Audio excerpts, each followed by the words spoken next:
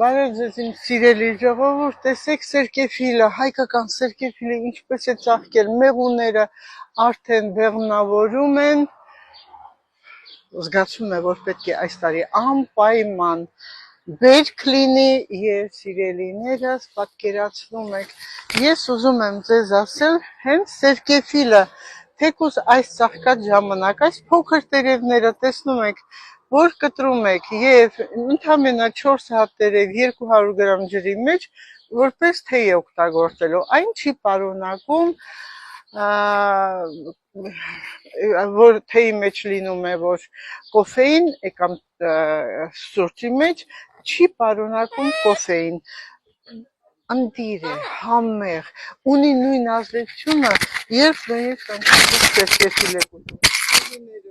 Այլանդակին կուկուսիկը տեսակ ոնց գցեց միկրոֆոնը, չի թույլ տալի, որ ես խոսեմ, ուրեմն պատրաստում եք թեյ, ընդամենը 20 րոպե, հետո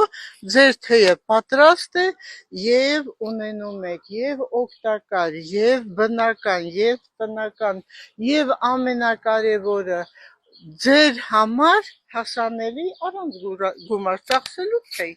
մինչև մեր միրգը կհասունանա։ Սիրելիներս, լինենք առողջ, լինենք իրար հետ բարի, համերաշխ եւ ամենակարևորը մեր երկրի խաղաղություն։